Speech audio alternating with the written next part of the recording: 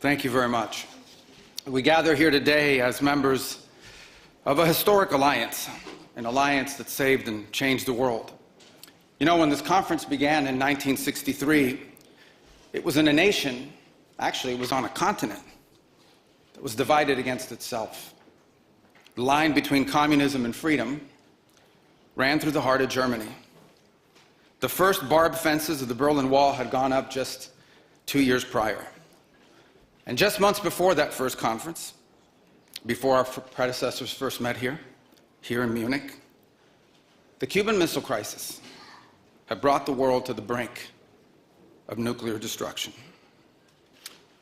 Even as World War II still burned fresh in the memory of Americans and Europeans alike, we found ourselves staring down the barrel of a new global catastrophe.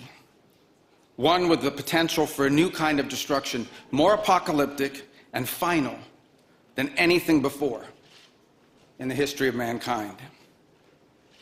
The time of that first gathering, Soviet communism was on the march.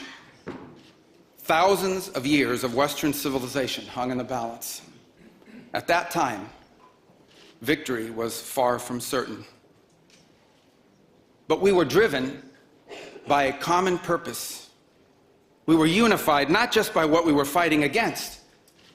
We were unified by what we were fighting for. And together, Europe and America prevailed. And a continent was rebuilt. Our people prospered. In time, the East and West blocks were reunited. A civilization was once again made whole. That infamous wall that had cleaved this nation into two came down, and with it, an evil empire. And the East and West became one again.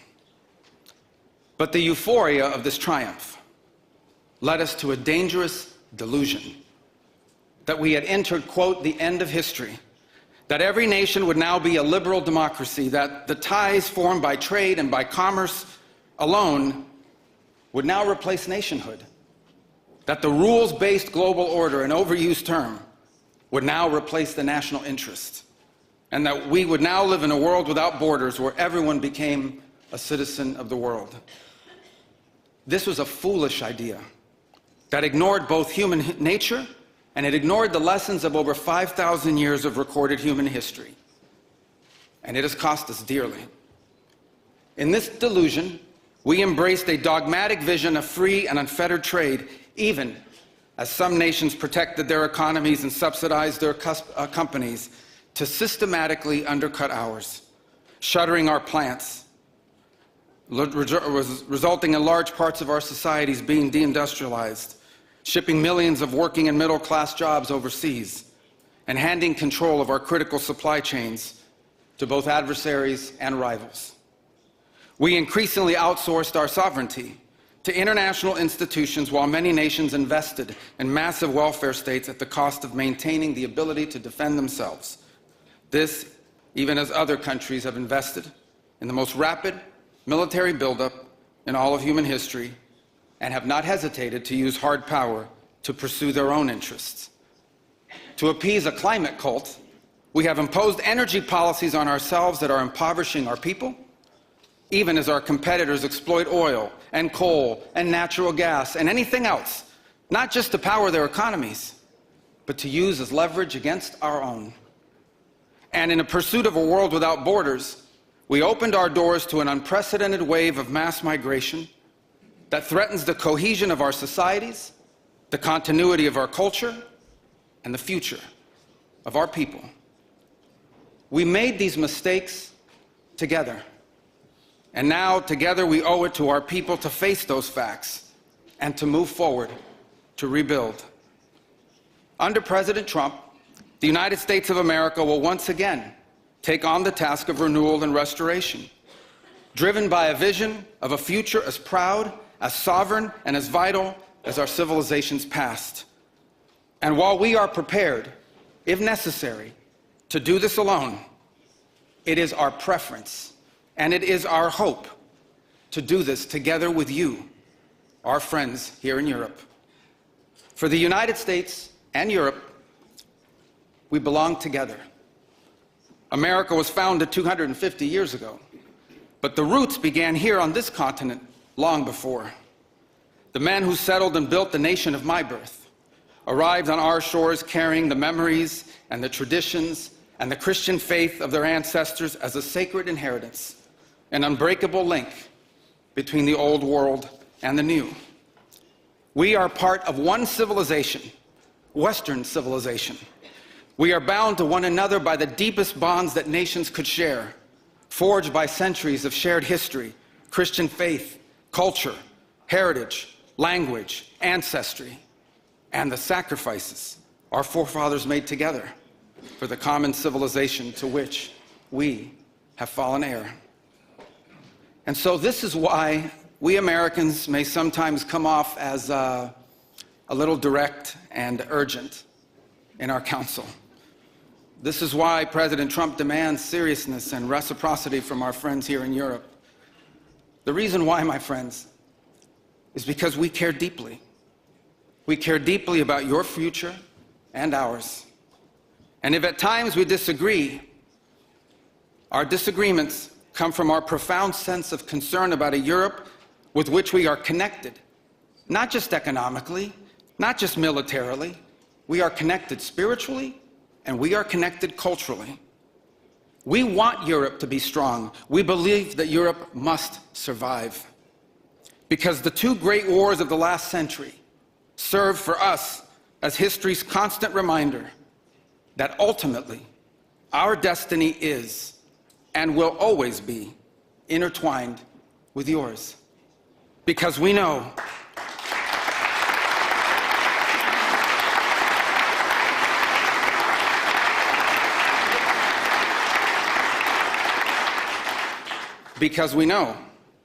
that the fate of Europe will never be irrelevant to our own. National security, which this conference is largely about, is not merely a series of technical questions. How much we spend on defense or where, how we deploy it, these are important questions. They are. But they are not the fundamental one. The fundamental question we must answer at the outset is, what exactly are we defending?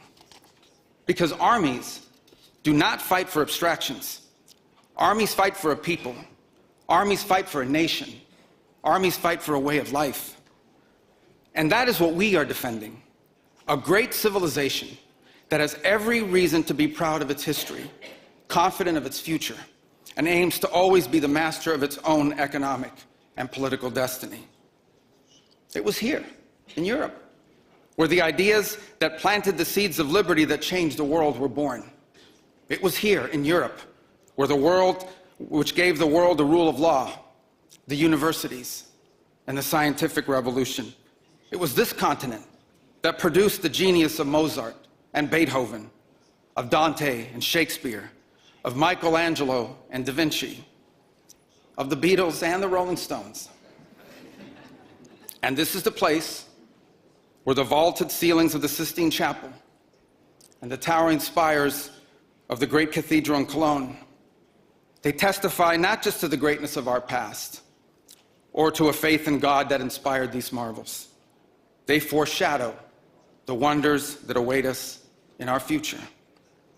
But only if we are unapologetic in our heritage and proud of this common inheritance can we together begin the work of envisioning and shaping our economic and our political future. Deindustrialization was not inevitable.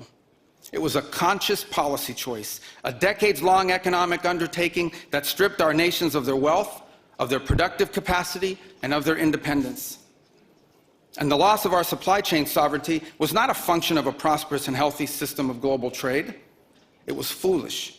It was a foolish but voluntary transformation of our economy that left us dependent on others for our needs and dangerously vulnerable to crisis. Mass migration isn't some fringe concern of little consequence. It was and continues to be a crisis which is transforming and destabilizing societies all across the West. Together, we can reindustrialize our economies and rebuild our capacity to defend our people. But the work of this new alliance should not be focused just on military cooperation and reclaiming the industries of the past. It should also be focused on together advancing our mutual interests in new frontiers, unshackling our ingenuity, our creativity, and the dynamic spirit to build a new Western century. Commercial space travel and cutting-edge artificial intelligence, industrial automation and flex manufacturing, creating a Western supply chain for critical minerals not vulnerable to extortion from other powers, and a unified effort to compete for market share in the economies of the global South. Together, we can not only take back control of our own industries and supply chains, we can prosper in the areas that will define the 21st century. But we must also gain control of our national borders. Controlling who and how many people enter our countries, this is not an expression of xenophobia, it is not hate. It is a fundamental act of national sovereignty. And the failure to do so is not just an abdication of one of our most basic duties owed to our people. It is an urgent threat to the fabric of our societies and the survival of our civilization itself. And finally, we can no longer place the so-called global order above the vital interests of our people and our nations. We do not need to abandon the system of international cooperation we authored, and we don't need to dismantle the global institutions of the old order that together we built. But these must be reformed. These must be rebuilt. For example, the United Nations still has tremendous potential to be a tool for good in the world. But we cannot ignore that today, on the most pressing matters before us, it has no answers and has played virtually no role. It could not solve the war in Gaza. Instead, it was American leadership that freed captives from barbarians and brought about a fragile truce. It has not solved the war in Ukraine. It took American leadership in partnership with many of the countries here today just to bring the two sides to the table in search of a still elusive peace. It was powerless to constrain the nuclear program of radical Shia clerics in Tehran. That required 14 bombs dropped with precision from American B-2 bombers. And it was unable to address the threat to our security from a narco-terrorist dictator in Venezuela. Instead, it took American special forces to bring this fugitive to justice. In a perfect world, all of these problems and more would be solved by diplomats and strongly worded resolutions. But we do not live in a perfect world, and we cannot continue to allow those who blatantly and openly threaten our citizens and endanger our global stability to shield themselves behind abstractions of international law which they themselves routinely violate. This is the path that President Trump and the United States has embarked upon. It is the path we ask you here in Europe to join us on. It is a path we have walked together before and hope to walk together again. For 5 centuries, before the end of the Second World War, the West had been expanding. Its missionaries, its pilgrims, its soldiers, its explorers pouring out from its shores to cross oceans, settle new continents, build vast empires extending out across the globe. But in 1945, for the first time since the age of Columbus, it was contracting. Europe was in ruins. Half of it lived behind an iron curtain, and the rest looked like it would soon follow. The great Western empires had entered into terminal decline, accelerated by godless communist revolutions and by anti-colonial uprisings that would transform the world and drape the red hammer and sickle across vast swaths of the map in the years to come. Against that backdrop, then, as now, many came to believe that the West's age of dominance had come to an end, and that our future was destined to be a faint and feeble echo of our past. But together, our predecessors recognized that decline was a choice, and it was a choice they refused to make. This is what we did together once before, and this is what President Trump and the United States want to do again now, together with you. And this is why we do not want our allies to be weak, because that makes us weaker. We want allies who can defend themselves so that no adversary will ever be tempted to test our collective strength. This is why we do not want our allies to be shackled by guilt and shame. We want allies who are proud of their culture and of their heritage, who understand that we are heirs to the same great and noble civilization, and who together with us are willing and able to defend it. And this is why we do not want allies to rationalize the broken status quo rather than reckon with what is necessary to fix it. For we in America have no interest in being polite and orderly caretakers of the West's managed decline.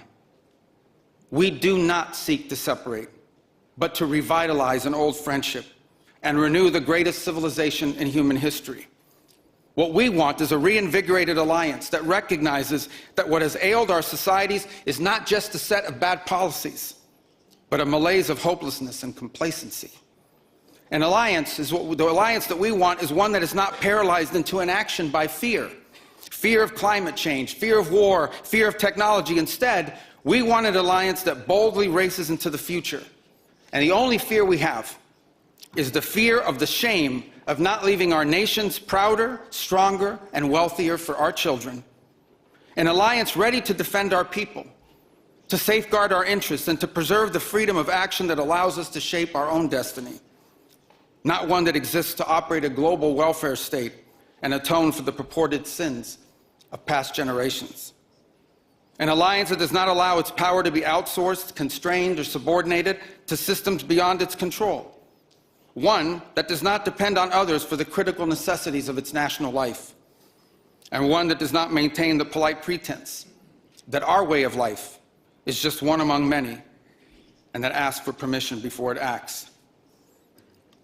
And above all, an alliance based on the recognition that we, the West, have inherited together. What we have inherited together is something that is unique and distinctive and irreplaceable, because this, after all, is the very foundation of the transatlantic bond. Acting together in this way, we will not just help recover a sane foreign policy, it will restore to us a clearer sense of ourselves. It will restore a place in the world. And in so doing, it will rebuke and deter the forces of civilizational erasure that today menace both America and Europe alike. So in a time of headlines heralding the end of the transatlantic era, let it be known and clear to all that this is neither our goal nor our wish. Because for us Americans, our home may be in the Western Hemisphere, but we will always be a child of Europe.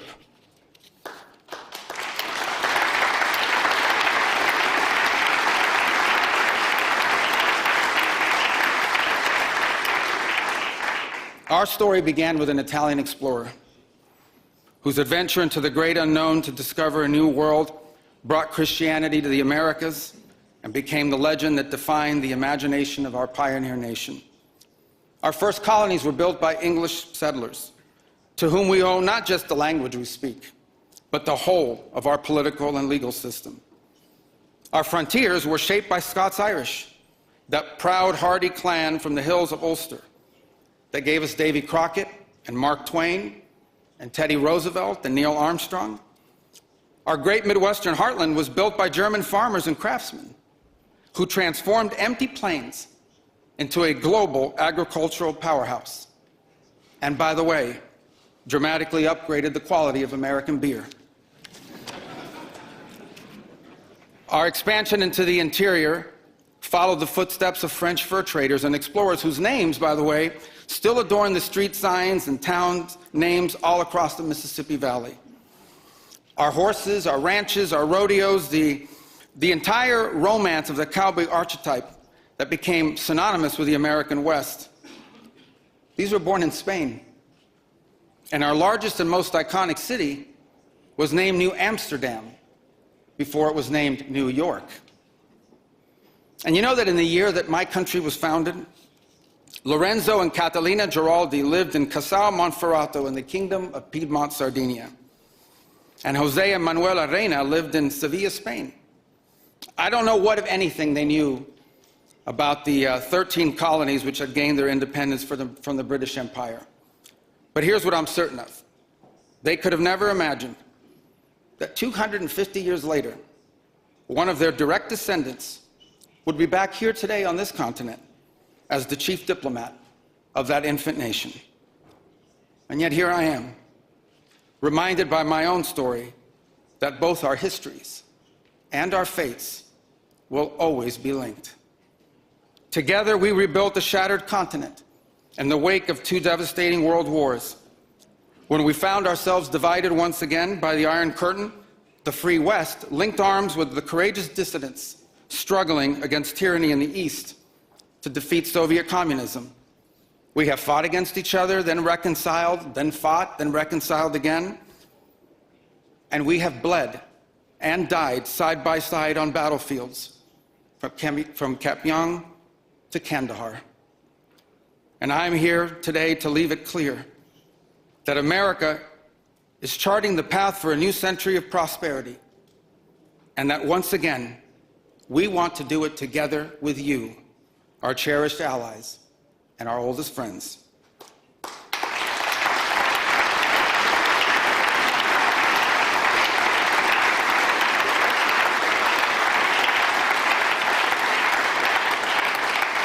We want to do it together with you, with a Europe that is proud of its heritage and of its history, with a Europe that has the spirit of creation and liberty that sent ships out into uncharted seas and birthed our civilization, with a Europe that has the means to defend itself and the will to survive. We should be proud of what we achieved together in the last century, but now we must confront and embrace the opportunities of a new one. Because yesterday is over.